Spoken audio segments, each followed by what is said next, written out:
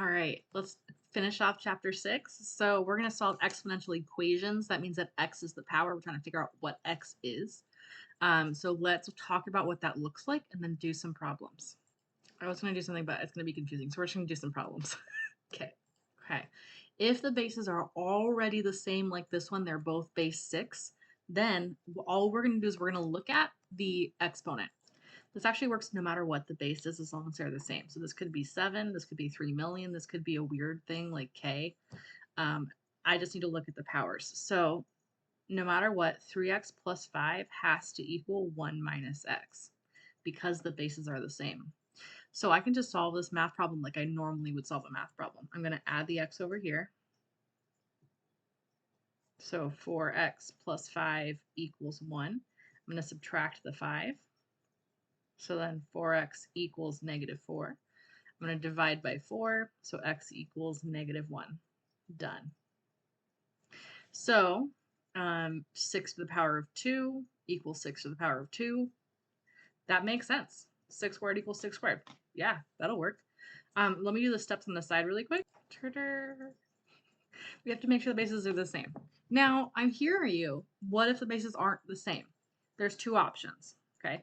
One option is that we make them the same. That's what I'm going to show you next. That's going to be our next two examples. The second thing is that we can't make them the same, and then we'll need something else. So we have to stay tuned, and I'm going to introduce this thing called a logarithm to you in order to help you realize how to solve this without the bases being the same or they can't be made the same. But let's just focus on making them the same first, and then later I'll teach you about logarithms. All right, here's an example where these are not the same base.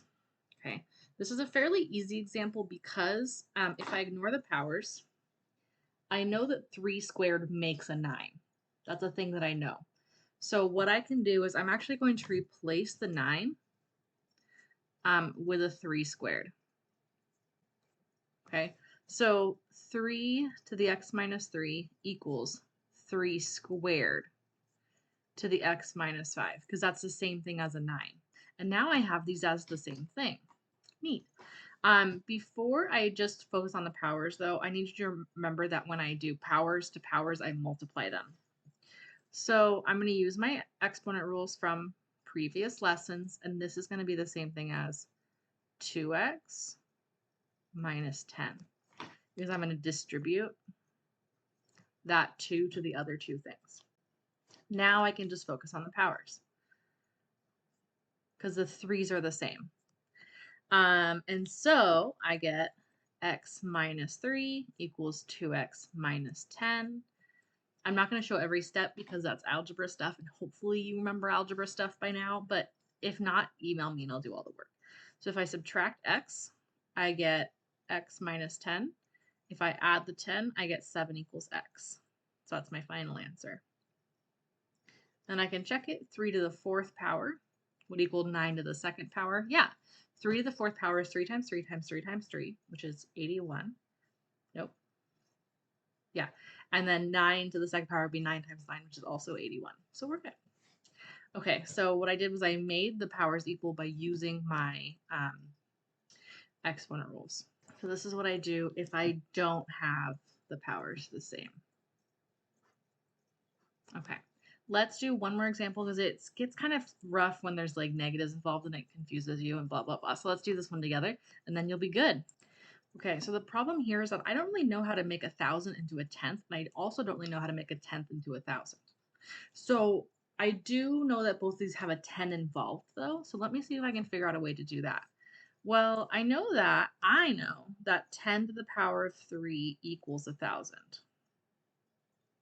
because 10 times 10 times 10 would get the 3 zeros here. Okay, and then I know that 1 over 10 is a negative power, so I can do 10 to the negative 1 to the x minus 3. So this is why we did an entire day and a half or 2 days on just exponent rules, because we need them. They're important to us now. So 10 to the 3rd to the x and 10 to the negative 1 to the x minus 3, I have the same power now. So then I'm going to do distributive property basically with this and multiply those together. So this is 10 to the 3x equals 10 to the negative x plus 3, because again, I'm kind of distributing this into both. And then I can just solve the powers. So because the bases are the same, I can ignore them. Yeah, it is that easy. I can just ignore them. So then I get 3x equals negative x plus 3. If I add the 3, I get 4x equals 3. And if I divide by 4, I get that x equals 3/4 or 0.75. And I would take both.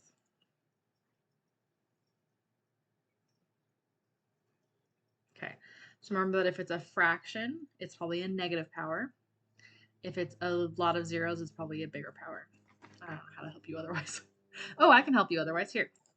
Okay, so if you have a yellow calculator, or any calculator really, but it has to be kind of smarter. So if I go to table, I can go 10 to the power of x. I'm going to delete the rest. Oh, it went away. All right. I don't know, start at 0. 0, 1, auto, okay. All right. So here I can see that 10 to the power of 0 would be 1. 10 to the power of 1 would be 10. 10 to the power of 2 would be 100. So here's 10 to the power of 3, which is what I wanted.